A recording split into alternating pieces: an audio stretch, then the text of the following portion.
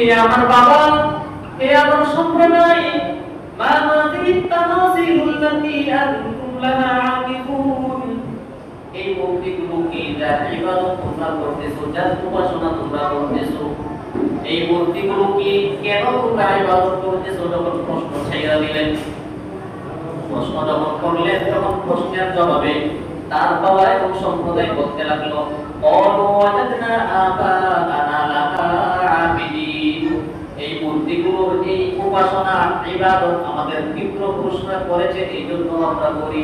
নাউযুবিল্লাহ। কি উত্তর দিলেন? এই মূর্তিগুলোর ইবাদত আমাদের পূর্বপুরুষরা করেছে, এই জন্য আমরা করি। এটাই হলো এই কাফেরদের দলিল। তো বর্তমান জামানায় আমাদের মধ্যে এরকম মাঝে মাঝে দলিল পাওয়া যায়। যখন বলি এই যে আপনি ইবাদত করতেছেন, ওই রকম করে ইবাদত করতেছেন, এই ইবাদত আপনি কই পাইলেন? তখন জবাব পাই, তারা জবাব দেয় আমাদের বাপ দাদারা করছে, এই জন্য আমরা করি। নাউযুবিল্লাহ। এরকম জবাব ঠিক নয়।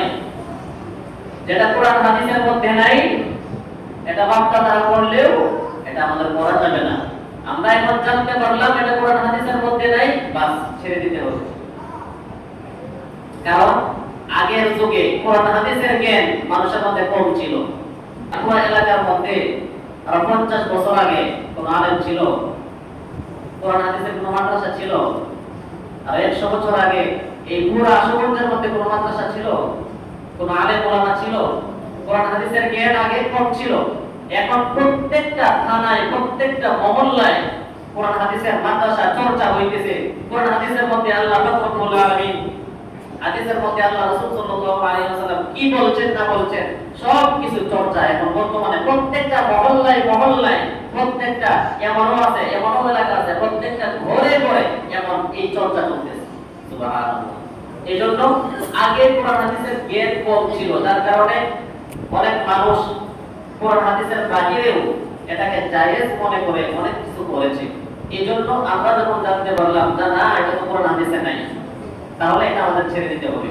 আমাদের এই দলিল দিলে চলবে না যে আমাদের বাপ দাদারা করছে।